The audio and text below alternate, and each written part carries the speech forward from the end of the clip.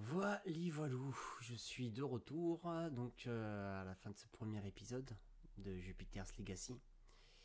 Mon retour à chaud, plein de qualités, plein de défauts. Pour moi, une des plus grosses qualités, on va dire, c'est d'un point de vue esthétique. Je trouve que la lumière est plutôt est très jolie dans certains moments. Euh, je trouve par contre que euh, il y a beaucoup de défauts de maquillage. J'ai énormément, enfin, j'ai vraiment eu un énorme souci avec le make-up.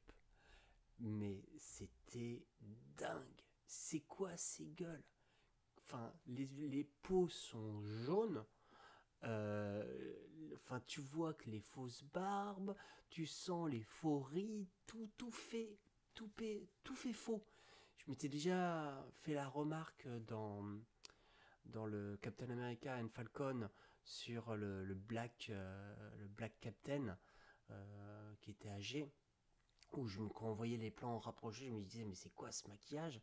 Là j'ai ressenti le même souci, mais là le seul problème c'est que quasiment tous ils ont du maquillage et tout ça fait cheap quoi.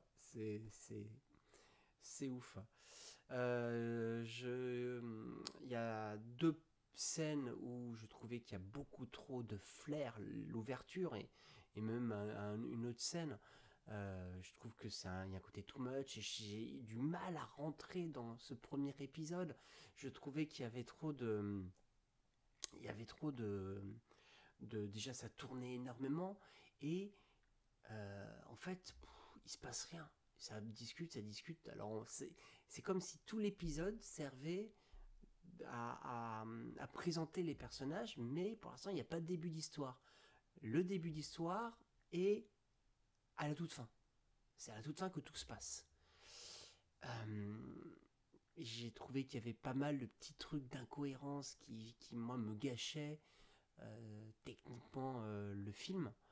En plus de ce côté le passé, le présent, tout ça, je m'y perdais un petit peu et je trouvais que ça ralentissait. Par exemple, la première scène où tu vois les gosses petits et tu vois la fille qui. On sent qu'elle a un côté. Que, on sent qu'elle a un côté rebelle et qu'elle contrôle pas ses émotions. On la retrouve beaucoup plus tard. Je trouvais que l'idée de l'amener en décalage, c'est-à-dire on parle d'elle mais on la voit pas adulte et quand elle arrive, ils ont voulu le rendre un petit peu, faire sortir du lot ce moment-là, mais là c'était l'acting de la comédienne qui m'a pas plu, même si j'ai trouvé qu'elle jouait bien dans la scène avec son frère dans la rue. C'était très bien éclairé et cette scène fonctionnait plutôt bien. Voilà. Moi, mon gros défaut que j'ai par rapport à ce premier épisode, c'est que je viens de voir Invincible et c'est tellement la même structure. C'est-à-dire au début, bah, tout va bien, hein, on voit les personnages qui se mettent en place, c'est plutôt les super-héros d'un point de vue positif et ça se termine en bain de sang. Ça m'a fait trop penser au premier épisode d'Invincible. C'est vraiment, ils ont pas de peau de. Enfin, Jupiter's Legacy a pas de peau de sortir juste après Invincible. Même si Invincible c'est un dessin animé, tout le monde l'a pas vu. Que je recommande vraiment sur Amazon Prime, au passage. Et j'ai fait une review dessus si vous l'avez pas vu. Et, euh, et, et, et voilà, il y a un peu le côté, toujours le Superman euh, vu d'une manière différente. Là, c'est pareil on va dire celui qu'on suit qui est vieux là le père de famille de la famille qu'on suit, il a les mêmes pouvoirs que Superman. La seule différence c'est que ses yeux envoient des éclairs bleus au lieu d'envoyer des éclairs rouges. C'est mais pourquoi il y a des milliards d'autres possibilités? Pourquoi à chaque fois c'est toujours cet archétype qui représente le super-héros ultime? Voilà. Autant qu'ils prennent un super-héros qui se concentre sur son qui fasse sortir les cheveux jaunes ou bleus, quoi. Enfin, c'est bref. Et l'autre truc aussi qui m'a dérangé, c'est je trouvais qu'il y avait trop des plans déjà vus. Il y a des passages où je me dis ah ce plan là il est bien, ah ce plan là à 4-5 endroits, mais globalement j'avais un côté de déjà vu, de enfin toutes les scènes en tout cas, même si c'est plutôt bien réalisé, je trouve que ça manque de surprise en fait. Voilà. Donc je sors de cette premier épisode très mitigé.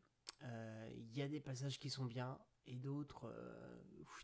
J'ai bien aimé le duel entre les deux frères âgés, avec le côté où ils sont face à face. On sent qu'ils n'ont pas la même vision des choses. Et j'ai bien aimé quand lui se rapproche, puis lui se rapproche. La mise en scène était très bonne dans cette scène-là.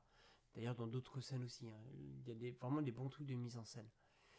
Donc, donc voilà. Ça sera tout pour moi pour ce premier épisode. Je vais m'arrêter là pour aujourd'hui et je vais me faire le prochain une prochaine fois. Parce que voilà, j'ai pas accroché plus que ça pour l'instant, même si ça finit bien, parce qu'enfin à la fin de l'épisode il y a tout qui démarre, mais il a fallu attendre 45 minutes. Autant Invincible c'est des épisodes beaucoup plus courts, donc ça allait plus vite, hein, et il se passait beaucoup plus de choses. Autant là c'est la même structure. On les voit enfants, on voit la découverte des pouvoirs. Il y a le rapport avec les mêmes thématiques. Le jeune qui maîtrise pas bien ses pouvoirs. Enfin, j'ai dû passer à côté du code d'ailleurs au passage parce qu'il parle de lutte du code à la fin. Et je pense que j'ai dû passer à côté à un moment donné parce que du coup quand il s'est énervé et je trouvais sa réaction complètement disproportionnée, je me disais mais pourquoi il réagit comme ça? Pourquoi il s'énerve? Le gosse il vient de leur sauver la vie et lui il lui fait la morale. Je comprenais pas. Donc oui ok il y a une histoire de code, on doit pas tuer tout ça, mais là c'est où ils faisaient ça, où ils mouraient tous. Et l'autre disait, oui, il y avait plein d'autres possibilités. S'il y avait plein d'autres possibilités, t'avais qu'à les trouver, toi, les autres possibilités. La manière dont c'est construit, sa réaction ne me paraît tellement pas logique. Et du coup, moi, ça me paraît, c'est un truc qui m'a sorti complètement. Bref, allez, je vais m'arrêter là pour cette review. Merci à vous. N'hésitez pas à vous abonner ou à me rejoindre sur mes différents réseaux sociaux. Je vous les montre. Donc je suis sur Twitter, sur Instagram, sur Facebook, sur YouTube, sur TikTok. Je suis un petit peu dans plein de trucs différents. N'hésitez pas à vous abonner donc à ma chaîne. Donc Cédric Spinassou et à la chaîne Noté 1 Production où vous voyez ces reviews. Activez la cloche, tout ça, et laissez-moi des coms pour me dire ce que vous avez pensé de cet épisode. Allez, passez une bonne fin de journée. Au revoir.